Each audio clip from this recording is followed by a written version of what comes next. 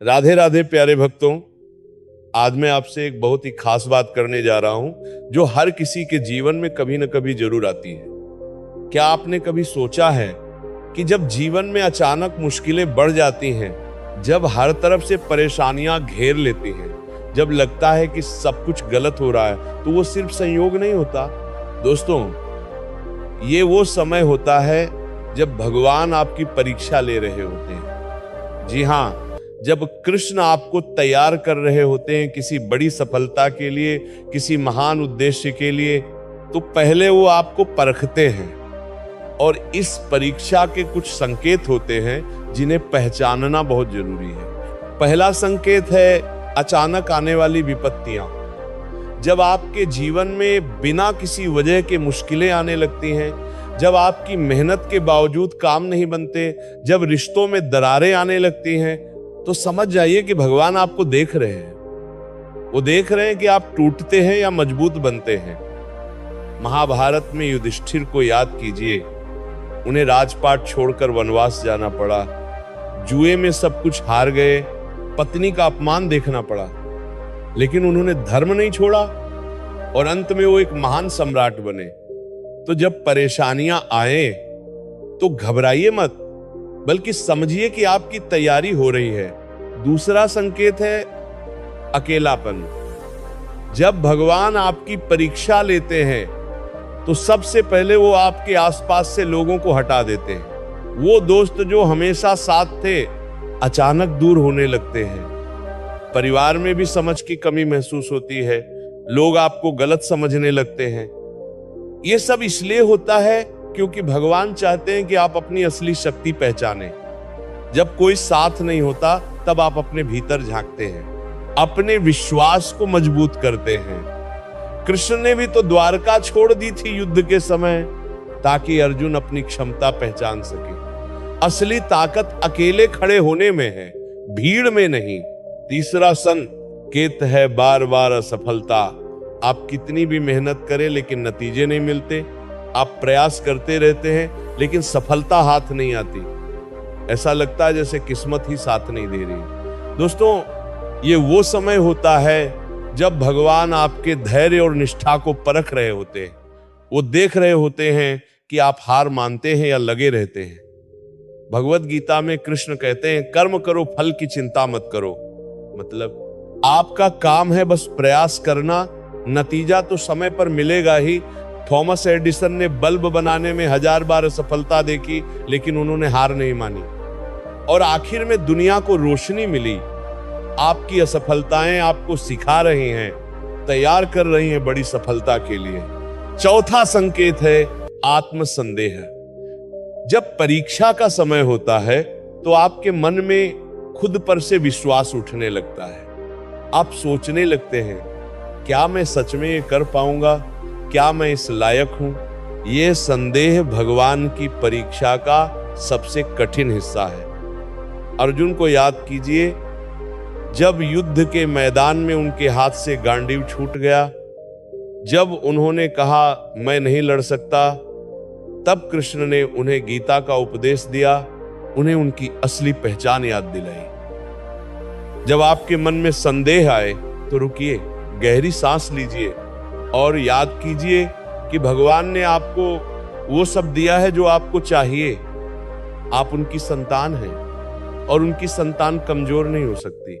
पांचवा संकेत है धोखा और विश्वासघात। जब भगवान आपकी परीक्षा लेते हैं तो कभी कभी वो लोग भी साथ छोड़ देते हैं जिन पर आपको सबसे ज्यादा भरोसा था।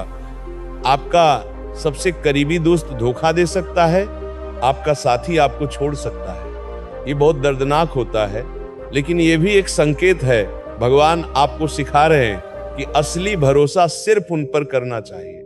कृष्ण के जीवन में भी कंस ने, शिशुपाल ने, दुर्योधन ने धोखा दिया, लेकिन कृष्ण विचलित नहीं हुए। उन्होंने अपना धर्म निभाया। जब कोई धोखा दे तो समझिए कि भगवान आपको मजबूत बना रहे हैं, आपको सच्चाई दिखा रहे हैं। छठा संकेत है आर्थिक परेशानी। अचानक पैसों की तंगी आने लगती है। जो काम पहले आसानी से हो जाते थे वो रुकने लगते हैं, खर्चे बढ़ जाते हैं, आमदनी घट जाती है। दोस्तों, ये भी एक परीक्षा है। भगवान देख रहे हैं कि आप मुश्किल समय में ईमानदारी से रहते हैं या गलत रास्ते अपनाते हैं। सुदामा को याद कीजिए, जो इतने गरीब थे कि उनके घर में खाने को अनाज नहीं था, लेकिन उन्होंने अपनी ईमानदारी नहीं छोड़ी, अपने मित्र कृष्ण पर भरोसा रखा और अंत में उन्हें सब कुछ मिला। पैसा आता जाता रहता है, लेकिन आपके संस्कार, आपकी ईमानदारी हमेशा साथ रहती है। 7वां संकेत है स्वास्थ्य की समस्याएं। कभी कभी भगवान आपके शरीर को भी परखते हैं। अचानक बीमारियां आने लगती हैं, थकान महसूस होती है, मन और शरीर दोनों कमजोर लगते हैं। ये इसलिए होता है क्योंकि भगवान चाहते हैं कि आप अपने शरीर की कद्र करें, संयम सीखें, धैर्य रखें। बीमारी में इंसान की असली परीक्षा होती है। वो चिड़चिड़ा हो जाता है या शांत रहता है, वो हार मान लेता है या लड़ता है। भगवान देख रहे होते हैं कि आप कैसे प्रतिक्रिया देते हैं। जब शरीर कमजोर हो तो आत्मा को मजबूत बनाइए, प्रार्थना कीजिए, सकारात्मक रहिए और विश्वास रखिए कि ये समय भी गुजर जाएगा। 8वां संकेत है आंतरिक संघर्ष। जब भगवान आपकी परीक्षा ले रहे होते हैं तो आपके मन में एक युद्ध चलता रहता है। एक आवाज कहती है छोड़ दो, बहुत हो गया। दूसरी आवाज कहती है थोड़ा और संघर्ष कर लो। ये मन का द्वंद्व, ये भीतरी लड़ाई ही असली परीक्षा है। कुरुक्षेत्र का युद्ध सिर्फ मैदान में नहीं था, वो अर्जुन के मन में भी था। कर्तव्य और भावना के बीच का संघर्ष। और जब अर्जुन ने कर्तव्य को चुना तो विजय उनकी हुई। आपके मन में भी यही युद्ध चल रहा है। सही और आसान के बीच चुनाव करना है, और जो सही को चुनता है वही विजेता बनता है। 9वां संकेत है सपनों में संदेश। जब भगवान आपकी परीक्षा ले रहे होते हैं तो वो आपको संकेत भी देते हैं। कभी सपने में, कभी किसी अनजान व्यक्ति की बात से, कभी किसी किताब की पंक्ति से अचानक आपको कोई संदेश मिलता है जो आपकी स्थिति से बिल्कुल मेल खाता है। ये कोई संयोग नहीं है, ये भगवान का इशारा है। वो आपको बता रहे हैं कि वो आपके साथ हैं, बस थोड़ा और धैर्य रखिए। इन संकेतों को पहचानिए, इन पर ध्यान दीजिए। भगवान हमसे कई तरीकों से बात करते हैं, बस हमें सुनना सीखना होगा। 10वां और सबसे महत्वपूर्ण संकेत है आपके भीतर का बदलाव। जब भगवान आपकी परीक्षा ले रहे होते हैं तो आप खुद में बदलाव महसूस करते हैं। पुरानी बातें अब अच्छी नहीं लगती, पुराने दोस्त अब सही नहीं लगते, पुरानी आदतें अब सही नहीं लगती।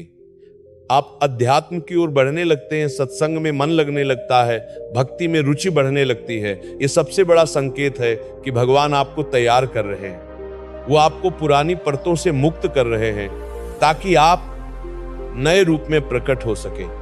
तितली बनने से पहले कोकून में कैद होना पड़ता है। आप भी उसी प्रक्रिया से गुजर रहे हैं। दोस्तों, ये संकेत पहचानना बहुत जरूरी है, क्योंकि जब आप समझ जाते हैं कि ये परीक्षा है तो आपका नजरिया बदल जाता है। आप दुखी होने की बजाय तैयार होने लगते हैं।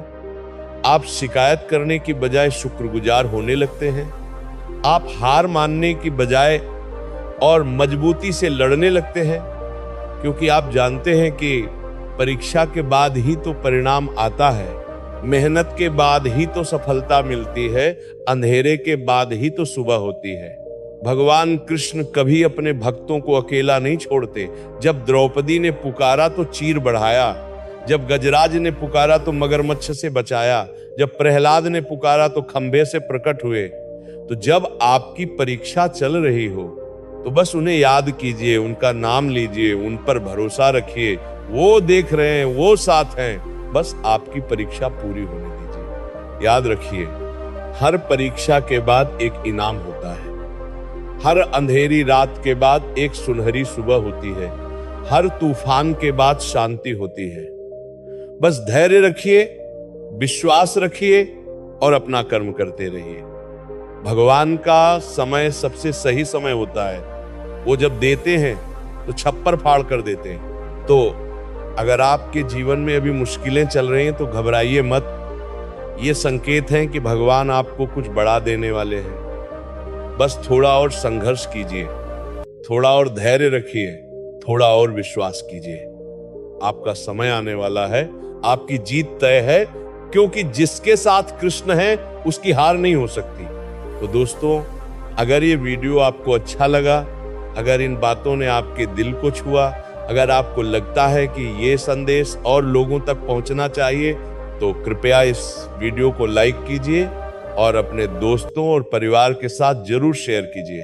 किसी को भी इन संकेतों को समझने की जरूरत हो सकती है। आपका एक शेयर किसी की जिंदगी बदल सकता है। और अगर आपने अभी तक चैनल को सब्सक्राइब नहीं किया है, तो कृपया सब्सक्राइब बटन दबा दीजिए और घंटी के बटन को भी दबा दीजिए, ताकि आपको हमारे हर नए वीडियो की सूचना मिलती रहे। हम रोज आपके लिए ऐसी ही प्रेरणादायक और आध्यात्मिक कहानियां और संदेश लेकर आते हैं। और हाँ, कमेंट सेक्शन में जाकर जरूर लिखिए, राधे राधे।